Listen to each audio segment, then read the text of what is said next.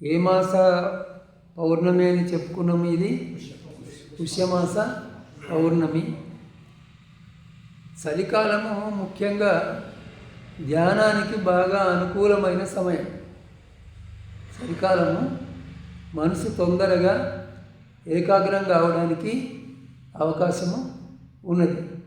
అందువల్ల ఈ చలికాలము 4 నెలలు లేకపోతే మధ్యలో ఉన్న 2 నెలలు కనీసం ధ్యానానికి ఎక్కువ ప్రాధాన్యత ఇవ్వాలి. మీ ఇంటిలో కానీ లేకపోతే విహారంలో కానీ వచ్చి ధ్యానం చేసుకోవాలి. సిన్సియర్ సాధకులు ఉంటారు కదా, శ్రద్ధతో ధ్యానం చేసేవాళ్ళు. ధ్యానంలో ప్రగతిని సాధించాలా, ఈ జన్మలోనే ఎంతో కొంత అనుభవాన్ని పొందాలి. కనీసము సోతాపత్తి ఫలాన్నైనా పొందాలి. అంటే మార్గంలో నిలకడగా ఉండాలి. ధ్యానం ఆరంభించిన తర్వాత ఎందుకోసము ధ్యానము అంటే, ఒకటి అంతరంగంలో శాంతి, మనస్సులో శాంతి కోసం. రెండవది శాశ్వతంగా ఈ దుఃఖం నుంచి విడిపడటం, సంసార దుఃఖం నుంచి శాశ్వతంగా విడిపడటం, ఈ జనన మరణ చక్రం నుంచి బయటపడటం. ఆ మార్గంలో ప్రవేశించిన తర్వాత దాని నుంచి మళ్ళీ మనం తప్పిపోకూడదు. తప్పితే ఏమవుద్ది? గమ్యము దూరం అవుద్ది. మనం వెళ్తూ తప్పినామనుకో, చేరవలసిన ఊరుకు చేరము, ఇంకెక్కడో వెళ్ళిపోతాము. మళ్ళీ ఎవరినో అడిగి తోవలోకి వచ్చి ఊరు చేరేసరికి ఆలస్యం అవుతుంది, సమయము గడిచిపోతుంది, శ్రమ ఎక్కువ అవుతుంది. అందువల్ల శ్రోతాపత్తి ఫలాన్ని మనం పొందినట్టయితే ఇంకా అతను ఎన్నడూ మార్గం నుంచి జారిపోడు. ఒకసారి ఈ శ్రోతము అంటే ప్రవాహం. శ్రోతం అంటే ఏమిటి? ప్రవాహం. ప్రవాహంలో పడ్డవాడు సముద్రంలోకి పోయినట్టుగా, నదిలో పడ్డవాడు చక్కగా పోయినట్టయితే ఎక్కడికి చేరుకుంటాడు?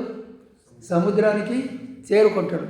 ఆ విధంగా ఈ నిర్వాణ మార్గంలో శ్రోతాపత్తి అంటే ఈ శ్రోతంలో ప్రవేశించిన వాడు, ఈ ప్రవాహంలో ప్రవేశించిన వాడు ఎక్కడికి చేరుకుంటాడు? నిర్వాణానికి చేరుకుంటాడు, శాశ్వత దుఃఖ నివృత్తికి చేరుకుంటాడు. అందుకని మనము మొదట అసలు జీవితం అంటే ఏమిటి అనే విషయంలో కొంచెం విచారణ చేయాలి. గుడ్డిగా బతకకూడదు.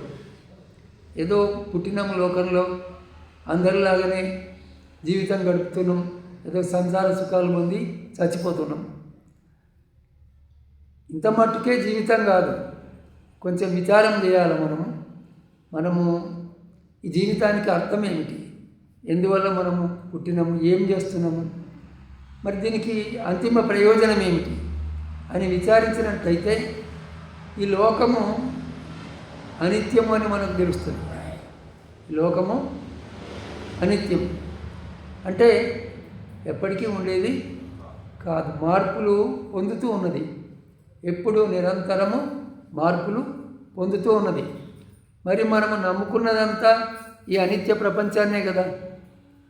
మనం ఒక శబ్దాన్నో, రూపాన్నో, రుచినో ప్రేమిస్తాం, కానీ అది అదే విధంగా ఉండదు కదా, అది మారిపోతూ ఉంటుంది. అప్పుడు దుఃఖం కలుగుతుంది కదా మనకు.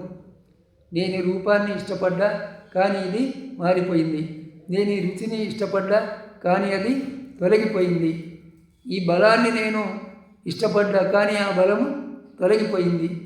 ఈ విధంగా ప్రపంచంలో అంతా అనిత్యం కాబట్టి అనిత్యాన్నే మనము నమ్ముకున్నట్టయితే మనకు దుఃఖము కలుగుతుంది.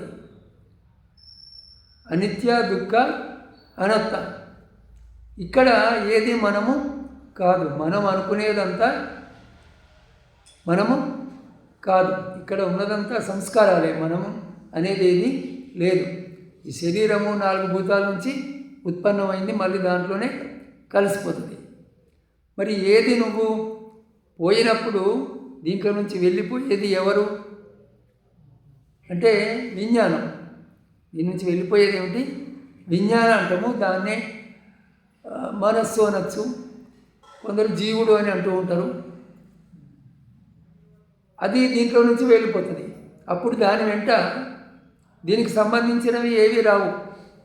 ఈ శరీరంతో అనుబంధం వల్ల ఇది నాది అని మనం వేటినైతే అనుకున్నామో, అహము మమ, అహం మమ, అహం అంటే నేను, మమ అంటే నాది. వేటిని ఈ నేను మొదలుంటుంది, తర్వాత నాది వస్తుంది కదా. నేను లేకపోతే నాది అనేది ఉండదు కదా. ఈ రెండింటి వల్ల ఈ లోకంతో బంధము ఏర్పడ్డది. ఈ అహంకారము మమకారాల్ని మనము తొలగించుకోవాలి. మనము విశ్వసించినవన్నీ కూడా ఇవి నావి అనుకున్నటువంటి అవి ఏవి కూడా మనకు మళ్ళీ రావు. వెళ్ళేటప్పుడు మనము ఎంత సంపాదించినా కూడా అదంతా ఇక్కడనే ఉంటుంది, మనం మాత్రం వెళ్ళిపోతుంది. ఈ శరీరము ఇక్కడనే పోతుంది. మన బంధువులో పుత్రులో ఎవరో తీసుకెళ్ళి దహనం చేస్తారు. దహనం చేసిన తర్వాత మరి ప్రాణి వెంట పోయింది ఏమిటి? శరీరం అయితే అది ఇక్కడనే ఉత్పన్నమైంది, ఇక్కడనే నశించింది. ప్రాణి వెంట మనం చేసినటువంటి కర్మలే పోతాయి. ప్రాణి వెంట ఇంకా వేరే ఉన్నది అని కాదు. బౌద్ధం ప్రకారం మనం ఆలోచిస్తే ప్రతినిత్యం మనం చేస్తున్నటువంటి కర్మలే, ఆ కర్మల సమూహం, ఆ సంస్కారాల సమూహమే మన విజ్ఞానం. అవిద్యా పచ్చయ సంఖార, సంఖార పచ్చయ విజ్ఞానం. సంస్కారాల వల్లనే విజ్ఞానము ఏర్పడుతుంది, లేదా మనస్సు అనండి. విజ్ఞానం అంటే అందరికీ అర్థం కాదు, చెప్పుకుంటూ పోతే మెల్లమెల్లగా విజ్ఞానం అంటే తెలుస్తుంది మనకు. మరి ఈ సంస్కారాలే మన వెంట వస్తాయి తప్ప తక్కిన ఏవి రావు. మరి సంస్కారాలు ఎట్లా ఏర్పడతాయి? ఇక్కడ మనము చేసే కర్మల వల్ల సంస్కారాలు ఏర్పడతాయి. కర్మలు చేయడానికి సాధనాలు ఎన్ని అంటే 3: శరీరము, మాట, మనస్సు. ఈ మూడింటి వల్లనే మనం లోకంలో పనులన్నీ చేస్తాం. ఇంకా 4వ సాధనం ఏది లేదు పనులు చేయడానికి. మనసుతో ఆలోచిస్తాము కదా, అది ఒక కర్మ. మాటలతో కూడా పనులు చేస్తాం కదా. ఇప్పుడు నేను మాట్లాడుతున్నా, ఇది ఒక పని కదా. నేను మంచి మాటలు మాట్లాడితే నాకు మంచి సంస్కారం వస్తుంది. చెడ్డ మాటలు మాట్లాడే వాళ్ళు ఉంటారు కదా చాలామంది. అసహ్యకరంగా చెడ్డగా మాట్లాడి పరులకు బాధ కలిగించే మాటలు మాట్లాడే వాళ్ళు కూడా ఉంటారు కదా. దానికి సంబంధించిన కర్మ ఇది. కర్మ అనేది ఎక్కడ మొదలవుతున్నది? మనసులో మొదలవుతున్నది. అంటే నీ వెంట వచ్చేది ఏమిటి? మళ్ళీ నువ్వంటే ఎవరు? నీ మనస్సే. అంటే నువ్వు దాన్ని ఎటువైపు మారుస్తున్నావు? ఆ మనస్సును నీవు చేసే కర్మల వల్ల దానికి ఏ విధమైన మార్పును ఆపాదిస్తున్నావు, ఏ విధమైన మార్పును కలిగిస్తున్నావు దాంట్లో నువ్వు అనేది ముఖ్యమైన విషయం. ఇది ఎట్లాంటిదంటే గోడకి ఏ రంగు వేస్తే ఆ రంగు కనబడుతుంది కదా. అదేవిధంగా మనము దుష్కర్మలు చేసినట్టయితే, చెడ్డ కర్మలు చేసినట్టయితే మన మనసు మెల్లమెల్లగా చెడ్డ మనసుగా తయారవుతుంది. ఆ వ్యక్తిని ఏమంటారు అందరూ? వాడు చెడ్డవాడు అంటారు. ఎందువల్ల? వాడి ఆలోచనలు, వాడి మాటలు, వాడు చేసే పనులన్నీ చెడ్డగా ఉంటాయి. అందువల్ల వాడిని ఏమంటారు? చెడ్డవాడు అంటారు. మనం మంచి పనులు చేస్తూ ఉంటే, శీలాల్ని పాటిస్తూ, దానం చేస్తూ, పుణ్యకర్మలు చేస్తూ, కుశల కర్మలు చేస్తూ ఉన్నట్టయితే, దానమే కాదు ధ్యానం కూడా చేస్తూ ఈ విధంగా ఉన్నట్టయితే ఏమవుద్ది? మన మనస్సు మెల్లమెల్లగా మంచికి మారుతుంది. ఇది ఎవరి చేతిలో ఉన్నది? మన చేతిలోనే ఉన్నది. మనము బావి తవ్వేవాడు అడుక్కు దిగిపోతాడు. ఎన్ని గజాలు బావి కొడితే అంత లోతుకుపోతాడు వాడు, అంతేనా కదా. మేడ కట్టేవాడు ఆకాశంలోకి పోతాడు, ఎన్ని అంతస్తులు పెంచితే అంత పైకి పోతాడు. ఆ విధంగా నీచ కర్మలు చేసేవాడు అంతకంతకు అధోగతిని, నరకాన్ని పొందుతాడు. అంత మలినము, రాశీకరణం అంటారు దీన్ని. అంటే కుప్ప చేసుకుంటూ ఉంటాడు మనసులో, ఈ చెత్తనంతా పోగు చేసుకుంటూ ఉంటాడు. దాన్ని సరే తెలియని వాళ్ళు చాలామంది ఉన్నారు లోకంలో. వాళ్ళు దానికి తగిన వాళ్ళు ఆయా కర్మలు చేస్తూ ఉంటారు. కానీ తెలిసిన వాళ్ళైనా మంచికి మారాలి కదా. ఇప్పుడు తెలియని వాడు తప్పు చేస్తే దోషం లేదు, ఎందుకంటే పాపం వాడికి తెలియదు. చిన్నపిల్లవాడు తప్పు చేస్తే వాడికి తెలియదు పిల్లవాడు అని అంటాం కదా. కానీ వాడికి బుద్ధి తెలిసిన తర్వాత చేస్తే దండనం ఉంటుంది, అంతేనే కదా. అదేవిధంగా తెలియని వాడికి తెలియలేదు, తెలుసుకున్న తర్వాత ఏం చేయాలి? మనము చెడు నుంచి మంచికి మారడానికి ప్రయత్నము చేయాలి. దాన్నే ఏమన్నారు? సమ్మా వాయామో అన్నారు. అంటే సరి అయినటువంటి ప్రయత్నం చెడు నుంచి మంచికి. అంటే ఇదివరకు మనలో ఏమైనా చెడు ఉంటే దాన్ని తొలగించుకోవాలి. తర్వాత మనలో ఇక ముందు చెడు చేయకుండా జాగ్రత్తగా ఉండాలి. మనలో ఇదివరకే ఉన్న మంచిని పోకుండా కాపాడుకోవాలి. ఇక ముందు ఆ మంచిని పెంపొందించుకోవాలి. అందుకోసం చేసేటువంటి ప్రయత్నాన్ని ఏమంటారు? సమ్మ వాయామం, సరి అయినటువంటి ప్రయత్నము అని అంటారు. మరి మనము ఆ విధంగా సరి అయిన ప్రయత్నం చేయాలి. సరి అయిన ప్రయత్నం చేసి జీవితాన్ని ఉన్నత స్థితికి తీసుకొని పోవాలి. మొదట ఏమన్నా నేను శ్రోతాపన్న స్థితినైనా పొందాలి. మార్గాన్ని బుద్ధ ధమ్మ సంఘాల పట్ల అచంచలమైనటువంటి శ్రద్ధ ఉండాలి, విశ్వాసం ఉండాలి. ఆ శ్రద్ధను కలిగి పంచశీలాల్ని ఆచరించాలి. ఆ స్థితిని మనం పొందినట్టయితే మనము ప్రవాహంలోకి వచ్చినట్టు. ఇక మళ్ళీ మనము చెదిరిపోము, మార్గం నుంచి పక్కకు తొలగిపోము. అటువంటి వాడికి ఎక్కువగా అంటే 7 జన్మలే ఉన్నాయని చెప్పిండు బుద్ధుడు. ఈ 7 జన్మల లోపల ఎప్పుడైనా అతడు నిర్వాణాన్ని పొందవచ్చు. ఈ దుఃఖ చక్రం నుంచి శాశ్వతంగా బయటకు వెళ్ళిపోవచ్చు. అందువల్ల ఇది మళ్ళీ రాదు. ఇప్పుడు నువ్వు ఇక్కడికి వచ్చినావు, జ్ఞానాన్ని వింటున్నావు, సాధన చేయడానికి అవకాశం ఉన్నది. ఇక్కడ నుంచి మళ్ళీ ఒక జంతులోకంకు పోయినావు అనుకో, అప్పుడు ఈ అవకాశం ఉంటుందా? ఒక జంతువుగా మనం పుట్టితే ఈ జ్ఞానాన్ని వినడానికి అవకాశం ఉంటుందా? సాధన చేయడానికి ఆ జంతు శరీరము అనుకూలంగా ఉంటుందా? ఉండదు కదా. మళ్ళీ ఎన్నో జన్మలకు బుద్ధుడు ఒక ఉపమానం చెప్పిండు. ఒక కాడికి ఒకే రంధ్రం ఉన్నదనుకో, ఎడ్ల కాడి ఉంటుంది కదా, దాని మీద దానికి ఒక రంధ్రం ఉన్నదనుకో, దాన్ని ఒక మహాసముద్రంలో పారేసినాం మనం. పెద్ద పెద్ద అలలు వస్తూ ఉంటాయి కదా, 4 దిక్కుల నుంచి. ఒకప్పుడు తూర్పు గాలి వీస్తుంది, ఒకప్పుడు పడమటి గాలి వీస్తుంది. ఆ పెద్ద పెద్ద అలల మీద అది కొట్టుకొని పోతూ ఉంటుంది. ఒక తాబేలు ఆ కాడి రంధ్రంలో తలదూర్చాలని అంటే, సముద్రంలో ఉండే తాబేలు ఒకటి ఎంత కష్టం. అది ఎటో కొట్టుకొని పోతూ ఉంటుంది. అది తాబేలుకు ఎప్పుడు అందుబాటులోకి రావాలా? అది సాధ్యమవుతుందా? అంటే ఎప్పుడో ఒకప్పుడు సాధ్యం కావచ్చు. ఎన్నో సంవత్సరాల తర్వాత, 1000 సంవత్సరాల తర్వాతనో ఎప్పుడో ఒకప్పుడు అది సాధ్యం కావచ్చు. ఆ విధంగా దుష్కర్మలు చేసేటువంటి వాడు జంతు జన్మలకు పోతే, లేదా నిరయానికి పోతే, నరకానికి పోతే అంతకంతకు దుఃఖాన్ని పొందుతాడు. మళ్ళీ మానవ జన్మకు వచ్చి నిర్వాణ సాధన చేయటము చాలా కష్టమవుతుంది.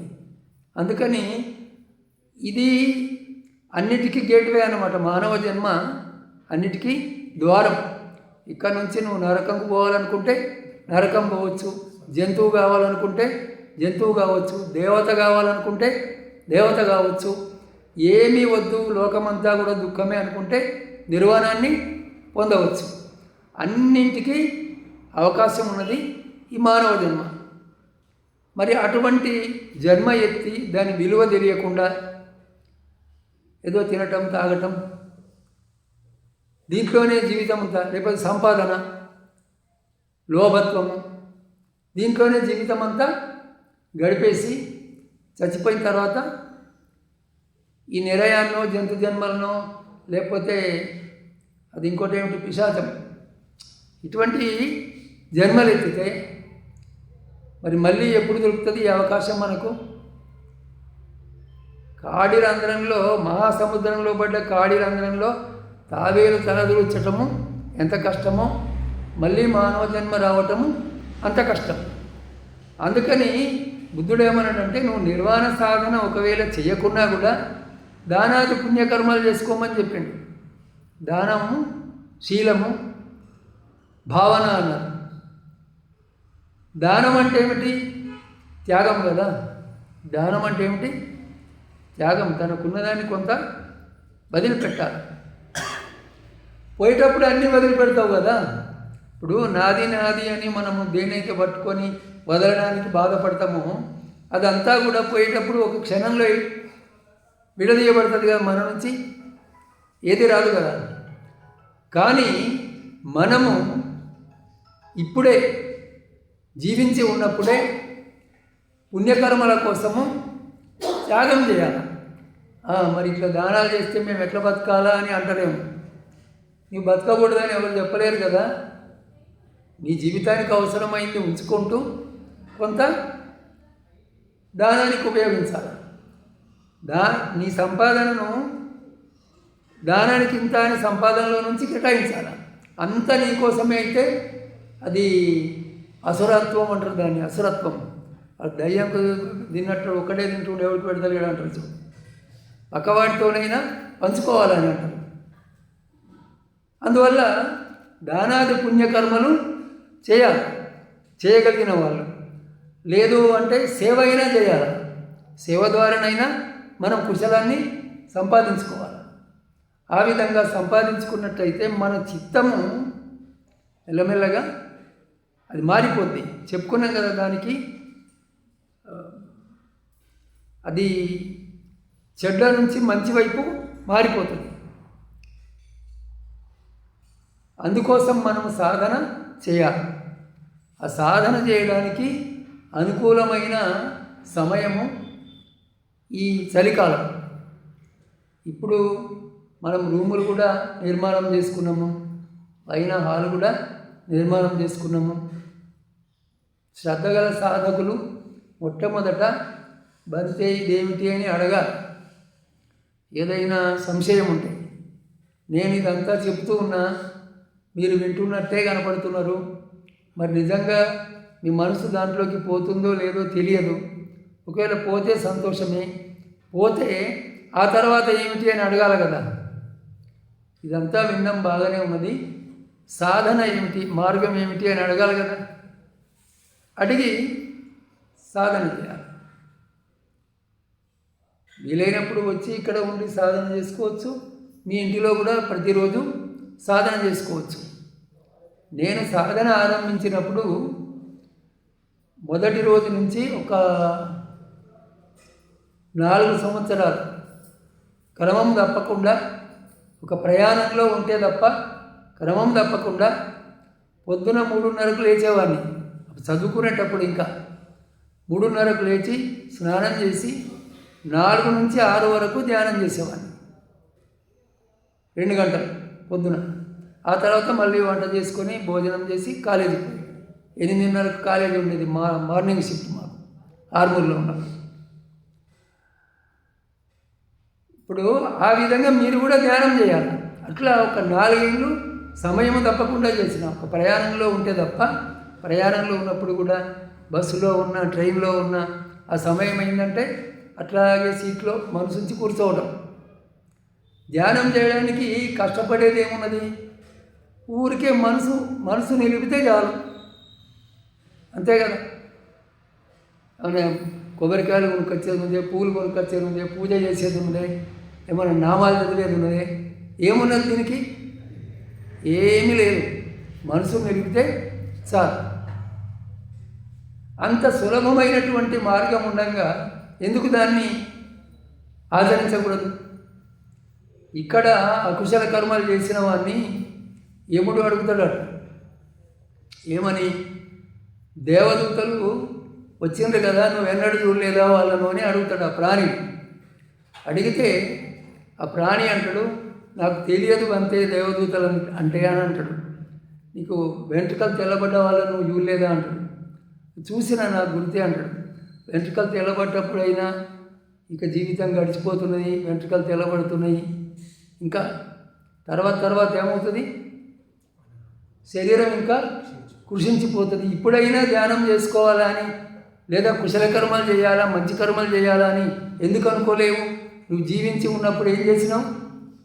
తల్లిని నిందించినవు, తండ్రిని నిందించినవు, మిత్రులను బంధువులను నిందించినవు, గురువులను నిందించినవు, మిథ్యా మార్గాన్ని అనుసరించినవు, సరి అయిన మార్గాన్ని సమ్మాదిట్టుని అనుసరించలేదు, సమ్మాదిట్టుతో కర్మలు చేయలేదు, తప్పుడు దృష్టిని అనుసరించి తప్పుడు దృష్టితో కర్మలు చేసినావు. మరి దీనికి కారణం ఎవరు? నీ తల్లి కారణమా, నీ తండ్రి కారణమా? నువ్వు ఎందుకు చేయలేదంటే ఆ ప్రాణి ఏమంటాడు? నేను అజాగ్రత్తగా ఉన్న బంతే, చేయలేకపోయిన బంతే అంటాడు. ఈ అజాగ్రత్తకు కారణం ఎవరు?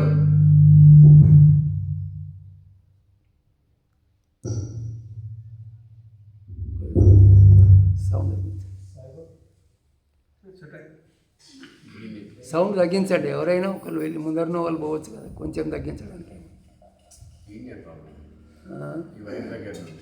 వైర్ దగ్గర సరే, ఇప్పుడు ఏం చెప్పుకున్నాము? ఈ అజాగ్రత్తకు ఎవరు కారణము? నీ తల్లి కానీ, తండ్రి కానీ, అక్క కానీ, చెల్లె కానీ, అన్న కానీ, తమ్ముడు కానీ, గురువు కానీ ఎవరు కారణము కాదు. ఎవరు కారణము? నువ్వే కారణము. కాబట్టి నీ తప్పుడు ప్రవర్తనకు తగిన శిక్ష ఇక్కడ విధించబడుతుంది అని అంటాడు.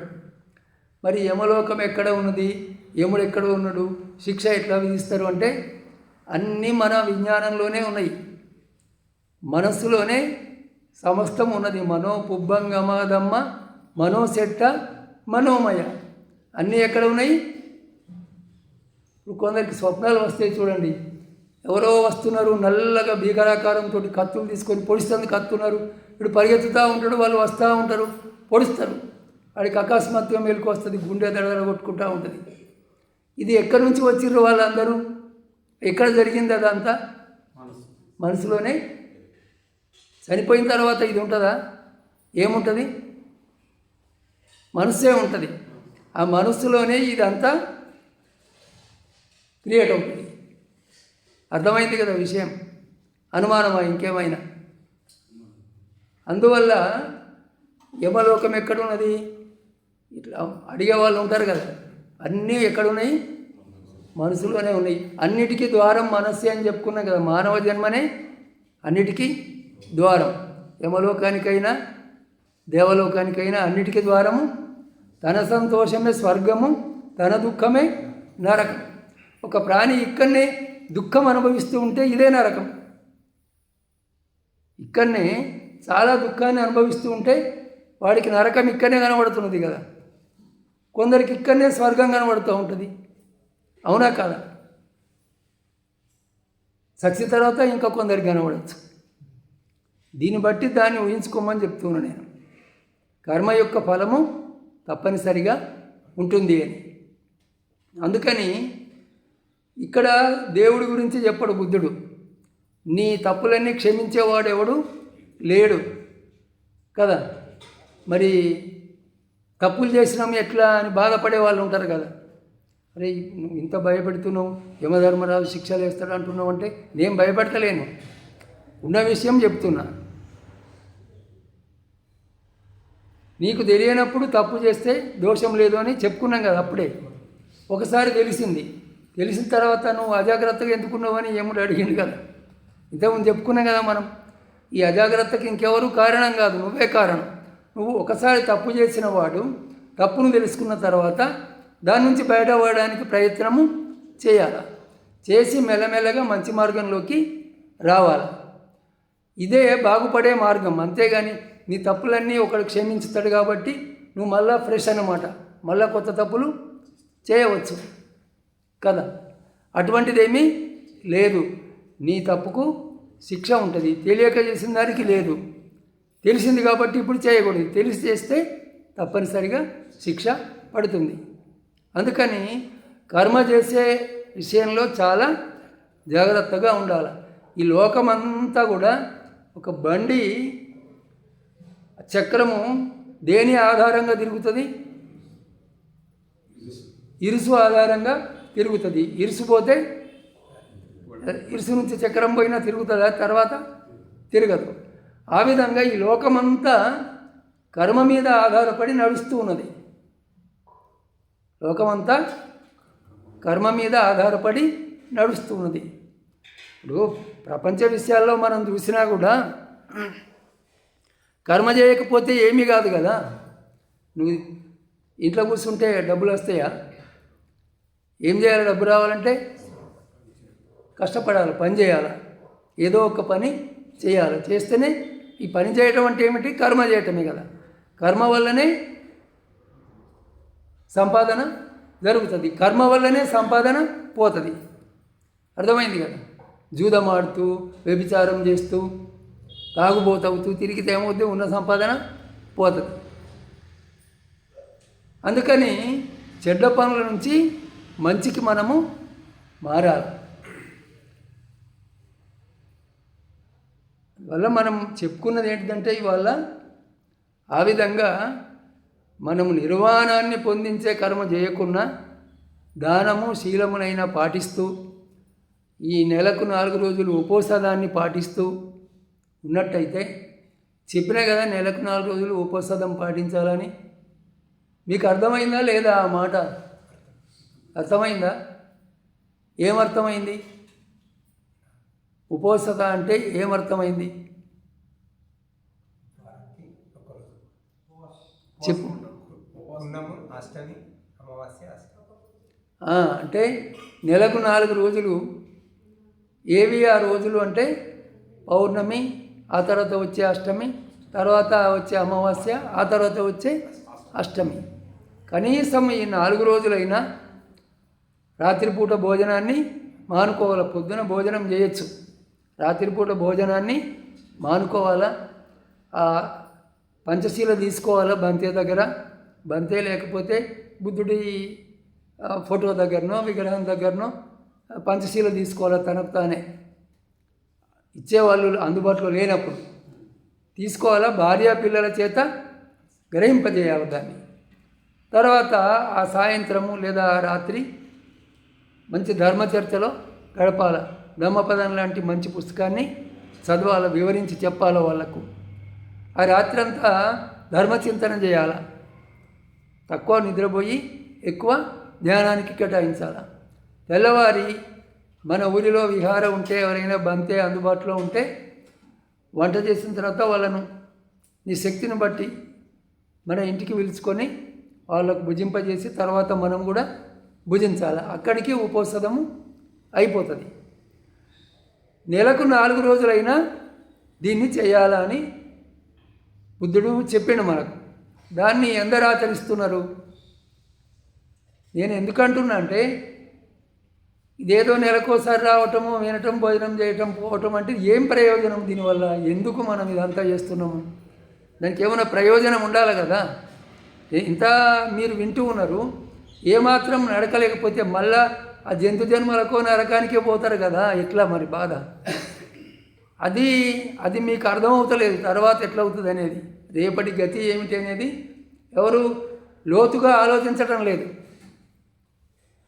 అందుకని ఏమిటంటే చక్కగా ధ్యానము చేసుకోవాలా, దానాది పుణ్యకర్మలు చేసుకోవాలా. చేసుకున్నట్టయితే మరణ సమయంలో మన మనస్సు వెలుతురుమయం అవుతుంది. ఎందుకు? మనం వెలుగులోకి పోయే కర్మలు చేస్తున్నాం. మంచి పనులు అంటే అవే కదా. అందువల్ల మన మనస్సు ఏమవుతుంది? ప్రకాశవంతమవుతుంది. నేను ఎన్నిసార్లు చెప్పినా మీకు, మనం ఒక బల్బును పెడతాం, అది వంట రూమ్లో ఉంటుంది బల్బు. వెనకటి రోజుల మాట అనుకోండి. ఆ కట్టెల పొయ్యి మీద వంట చేస్తారు కదా, ఆ పొగంతా బల్బు పైన పట్టుకుంటుంది, నల్లగా అయిపోద్ది. వెలుతురు వస్తుందా బయటకు? రాదు. మనం చెడ్డ కర్మలు చేస్తూ పోతూ ఉంటే మన మనస్సు ఏమవుతుంది? ఇంత మలినం అయిపోతుంది. ఇంకా అందులో జ్ఞాన ప్రకాశము రాదు. మరి రావాలంటే ఏం చేయాలా? మంచి పనులు చేయాలి. ఎక్కడ మొదలు? దానము, శీలము, భావన. దానం అంటే ఇంతవరకు చెప్పిన మంచి పనులకు మనం సహకరించాలి. ఒక విహార నిర్మాణం అవుతున్నది, లేదా ఒక మంచి పుస్తకం ధమ్మపదం లాంటిది, లోకానికి జ్ఞానాన్ని అందించే ఒక పుస్తకం ప్రింట్ చేస్తున్నారంటే దానికి సహాయం చేయాలా? 10 మంది కలిసి ఒక ధర్మ ప్రవచనం ఏర్పాటు చేసుకుంటున్నారంటే దానికి సహాయం చేయాలా? ఒక విహార నిర్మాణం అవుతున్నదంటే దానికి సహాయం చేయాలా? ఇదే మనకు పుణ్యకర్మ అంటే, కుశలకర్మ అంటే. తాగడానికి అందరూ ఖర్చు పెడతారు కదా, ఖర్చు పెట్టరా? దావతులు చేసుకుంటూ ఉంటారు కదా. అది ఎటు తీసుకొని పోతుంది? మలినం వైపు తీసుకొని పోతుంది. తాగినవాడు మర్డర్ చేయొచ్చు, అవకాశం ఉన్నది. తాగినవాడు దొంగతనం చేయొచ్చు, తాగినవాడు వ్యభిచారం చేయొచ్చు, తాగినవాడు అబద్ధాలు చెప్పచ్చు. ఈ పంచశీలాల్లో తాగడం అనే ఒకటి తక్కిన 4ంటిని తప్పిపోవడానికి కారణమవుతుంది, అతిక్రమించడానికి కారణమవుతుంది. అవునా కాదా? ఎందువల్ల అంటే తాగిన వాడి మనస్సు తన అదుపులో ఉండదు. మనస్సు అదుపులో లేనివాడు ఏమైనా చేస్తాడు. భార్య పిల్లల్ని కూడా హత్య చేస్తాడు. తాగుబోతులు ఎందరు చేయటం లేదు? మనం రోజు పేపర్లలో చూడటం లేదా? పిల్లలను చంపేవాడు, భార్యను చంపేవాడు, వ్యభిచారానికి అలవాటు పోయి భర్తలను చంపే భార్యలు, భార్యలను చంపే భర్తలు చూస్తూ ఉన్నాం కదా.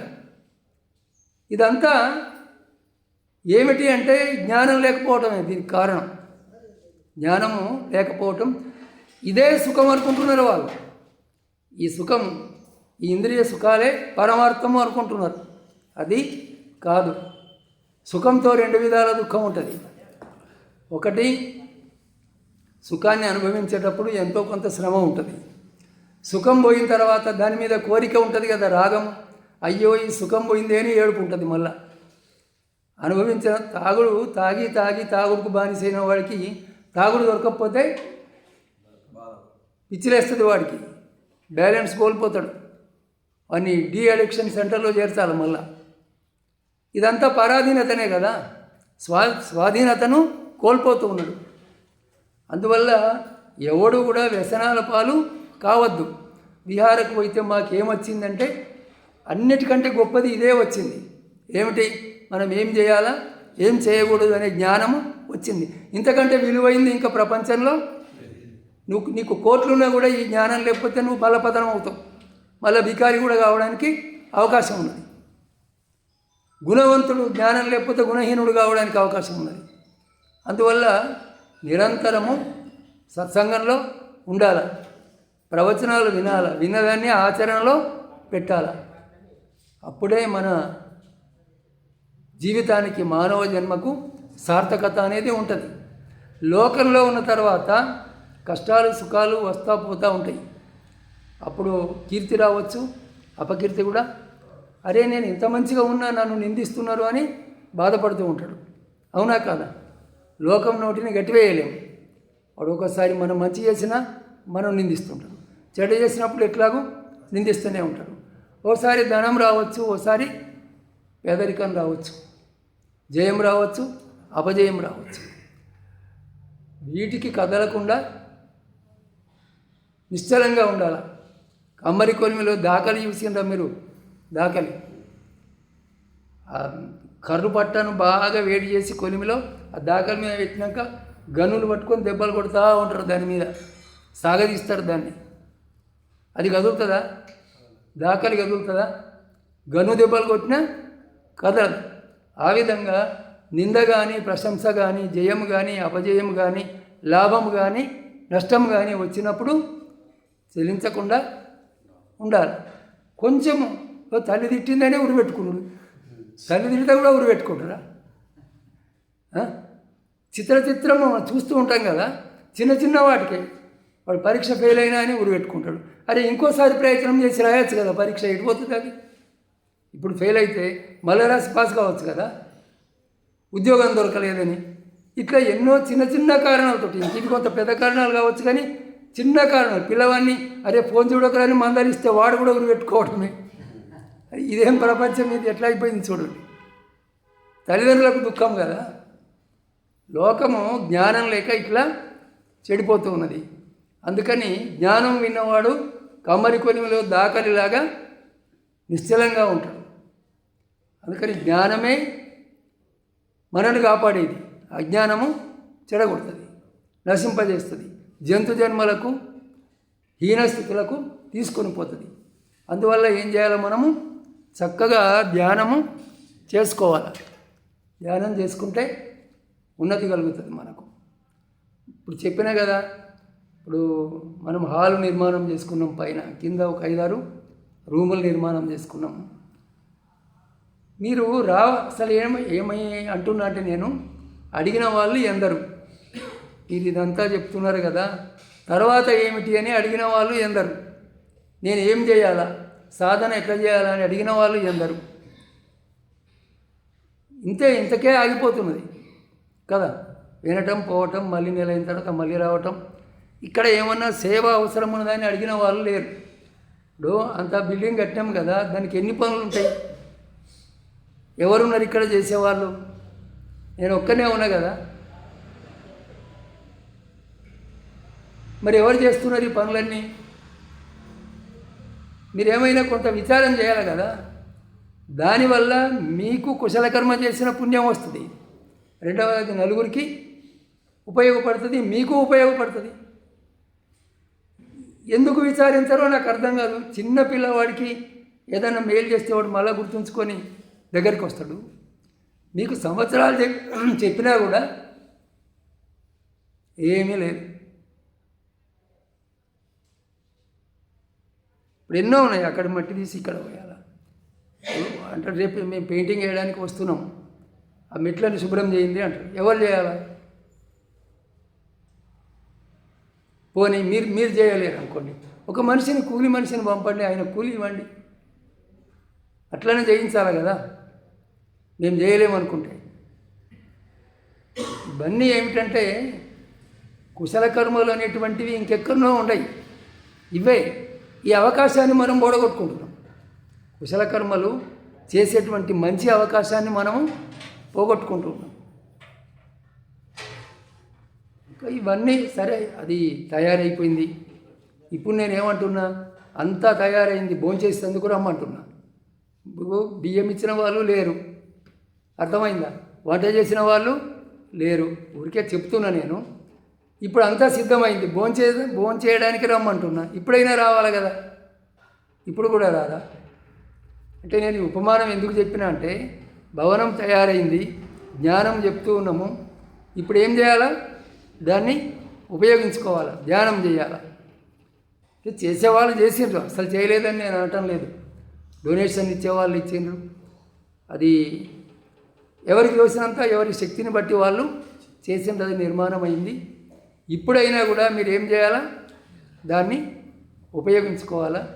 మీరు రావాలా, ఇక్కడ ఉండాలా, క్రమశిక్షణతోటి ఉండాలా, ఇక్కడ సేవ చేయాలా, ధ్యానము చేసుకోవాలి. అది మనకు జీవితంలో ఉపయోగపడుతుంది. మరి అవి కట్టుకొని ఎందుకు, అవి దీనికోసమే కదా. మీరు దాన్ని ఉపయోగించుకోకపోతే అది వృధా అయిపోతుంది, కట్టి, అంతే కదా. కానీ ఉపయోగించుకోండి, ధ్యానం చేసుకోండి. ఇప్పుడు మనం ధమ్మపదం పారాయణం చేయాలి కదా, కొంచెమే సమయం ఉన్నది, కొద్దిగా అయినా చేద్దాము. ఇప్పుడు అందరి దగ్గర పుస్తకాలు ఉన్నాయి కదా, ఎంతవరకు పారాయణం చేసినాం ఇంతకుముందు మనము?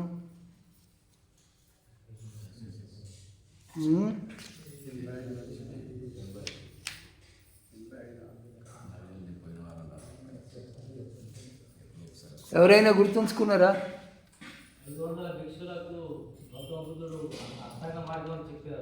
200 మంది భిక్షువులక, 500 మంది భిక్షువులక. నిజమే, కానీ అది ఎక్కడున్నది అనేది పుస్తకంలో చూడాలి.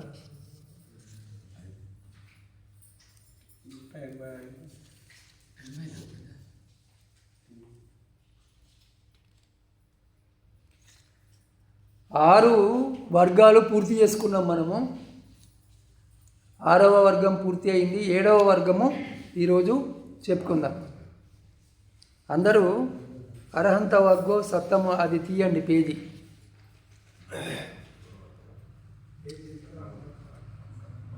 ఇప్పుడు మీరు ఎవరైనా ఒకరు తీసి పేజీ నంబర్ చెప్పండి. Page number 22. అందరూ 22వ పేజీ తీయండి. నమో తస్స భగవతో అర్హతో సమ్మా సంబుద్ధస్స. ధమ్మపదం అర్హంతవగ్గో సత్తము. 7వ వర్గము అర్హంత వర్గము. స్థానము జీవకుని మామిడి తోట. వ్యక్తి జీవకుడు. గతద్దినో విశోకస్స విప్పముత్తస్స సబ్బది. సబ్బగంతప్ప హీనస్స పరిలాహో న విద్యతి. ప్రయాణాన్ని పూర్తి చేసుకొని శోకాన్ని విడిచి అన్ని విధాల ముక్తుడై అన్ని బంధనాలు నశించిన వానికి దుఃఖజ్వరము లేదు. ఇది స్థానం ఎక్కడ? జీవకుడి మామిడి తోట. ఈ జీవకుడు ఎవరు అంటే రాజు బింబిసారుని, మగధరాజు బింబిసారుని ఆస్థాన వైద్యుడు. ఆయన పేరు జీవకుడు. ఈ సంఘానికి కూడా ఈయన వైద్యుడిగా ఉంటాడు. రాజు ఈ సంఘానికి ఇతన్ని వైద్యుడిగా నియమిస్తాడు. ఏ సంఘానికి? బుద్ధుని సంఘానికి. అంటే భిక్షువులకు ఏదైనా ఆరోగ్య సమస్యలు ఉంటే జీవకుడే చూసేవాడు, బుద్ధునికి కానీ భిక్షువులకు కానీ. ఆ జీవకుడి మామిడి తోట ఉంటుంది రాజగృహ నగరంలో. మగధ దేశపు రాజధాని ఏది? రాజగృహం. ఇప్పుడు రాజగిరి అంటారు. నలందకు దగ్గరగా ఉంటుంది. అక్కడ ఎవరికి బోధించిండు బుద్ధుడు? జీవక వైద్యునికి ఈ గాథను బోధించిండు. ఏమని? ప్రయాణాన్ని పూర్తి చేసుకొని, అంటే ఈ సంసార యాత్రను పూర్తి చేసుకోవటం. అంటే సాధన చేసి నిర్మాణాన్ని పొందిన వాడికి ప్రయాణం పూర్తయింది. తక్కిన వాళ్ళంతా ఈ జన్మ నుంచి పైకో కిందికో తిరుగుతూనే ఉన్నారు. అర్థమైందా?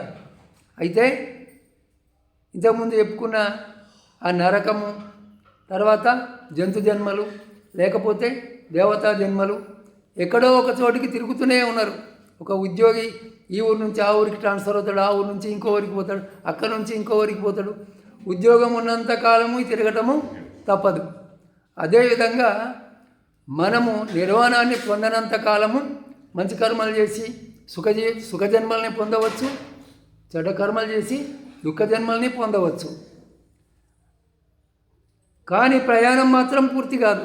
ఇక్కడ నుంచి అక్కడికి, అక్కడి నుంచి ఇక్కడికి తిరగటం ఎప్పుడు ఉంటున్నాం. ఈ చక్రంలో ఒకసారి పైకోవటం, ఒకసారి కిందికోవటం, పైకోవటం మన కర్మను బట్టి ఉంటుంది. ఆ విధంగా కాకుండా ఎవరైతే ఈ ప్రయాణాన్ని పూర్తి చేసుకుంటారో, నిర్వాణాన్ని సాధించుకుంటారో, శోకాన్ని విడిచిపెడతారో అన్ని విధాల అటువంటి వారు ముక్తులవుతారు. వారికి అన్ని బంధనాలు నశిస్తాయి. అటువంటి వారికి దుఃఖము లేదు. వారు మళ్ళీ దుఃఖించరు. లోకంలో పుట్టరు, మళ్ళీ దుఃఖించరు. స్థానము వేణువనం. వ్యక్తి మహాకాశ్యపుడు. ఉయ్యుంజంతి సతీమంతో న నికేతే రమంతితే హంసావ పల్లలం హిత్వా ఓకమోకం జహంతితే. ఎరుక గలవాడు ప్రయత్నంలో నిమగ్నమై ఉంటాడు. హంస మురికి నీటి చెరువును వదలునట్లుగా అతడు ఏ నివాసంలోనూ ఆనందించాడు.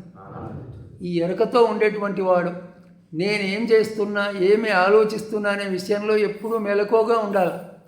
మనసు ఇప్పుడు బండి నడిపేవాడు ఎద్దు పక్కకు జరిగిపోతుంది, బండి పక్కకు తీసుకొని పోతున్నది ఎద్దు అని తెలిసిన వెంటనే ఏం చేస్తాడు? పగ్గమును లాగి ముళ్ళుగడతో అదిలిస్తే అది మళ్ళీ మార్గంలోకి వస్తుంది. అంతే కదా. కారు నడిపేవాడు ఏంటి, స్టీరింగ్ను సరి చేస్తాడు పక్కకు పోతుంటే.